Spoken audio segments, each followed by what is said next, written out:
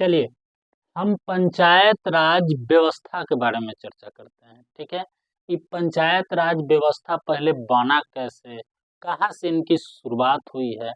तो देखिए, यह औपनिवेशिक काल जब भारत गुलाम था अंग्रेजों का, तब उसमें शासन था लॉर्ड रिपन का। यह वायसराय था, यह ब्रिटिश भारत का कथी था, वायसराय था, लॉर्ड रिपन। इसका पूरा नाम था जॉर्ज फ्रेडरिक सैमुअल रो, रोबिन्सन था। ठीक है, इसका शासन काल था 1880 से 84, यानी इसका 1880 से 84 तक इसमें कथी था, ये भारत का वायसराय था।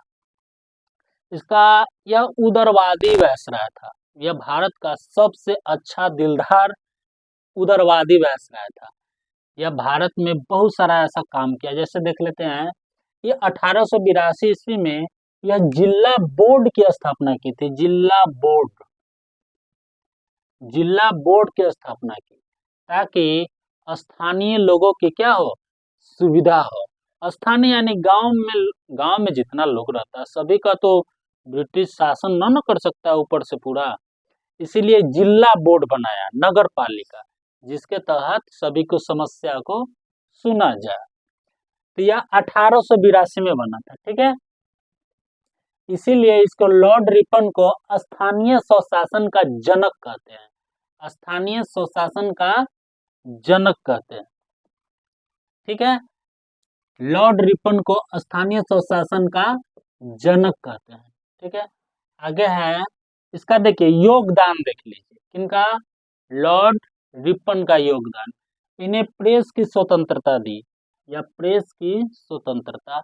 इसमें लिटन नामक जो वायसराय था, यह भारतीय प्रेस पर काफी ज्यादा मतलब स्वतंत्रता के लिए कुछ भी बात हो उस पर रोक लगाया हुआ था।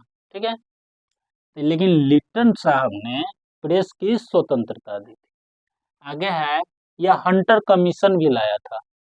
ठीक है, 1882 में हंटर कमीशन लाया था, यानी भारत में शिक्षा व्यवस्था की सुधार की जाए प्राथमिक स्तर पर। यह हंटर कमीशन का मकसद था। इल्बर्ट बिल था, ये लाया था 1883 में लाया था, प्रस्तुत किया था।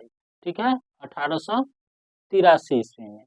इसका मुख्य काम था, जो यूरोपियन अपराधी हो तो भारतीय जज उनकी क्या हो, भारतीय जज उसका सुन सके, यानी सुनवाई कर सके। लेकिन इसका काफी विरोध हुआ, बाद में इसको संशोधन कर लिया गया बाद में। ठीक है, और 1882 में जिला बोर्ड की स्थापना, यानी स्थानीय स्वशासन की स्थापना हुआ था। 1881 में इन्होंने फैक्ट्री एक्ट लागू किया था, जिसमें खास करके बच्चों को यानी काम के घंटों में कुछ कटौती राहत दी गई थी। ठीक है, चलिए आप देखिए, लिट्टन जी तो उदारवादी थे, यानी इसको उदारवादी कह सकते हैं। ठीक है, इसको आप ट्रिक से अगर याद करते हैं तो मान लीजिए रिपन का फिल, ना कहिएगा फिल मतलब महसूस करना, ये PHIL है, सीधे फिल समझिए। ठीक है, तो यहाँ हम P से समझ लेते हैं प्रेस की आजादी, H से समझ लेते हैं हंटर आयोग, I से समझ लेते हैं इल्बर्ट बिल, और L से लोकल सेल्फ गवर्नमेंट, यानी स्थानीय स्वशासन।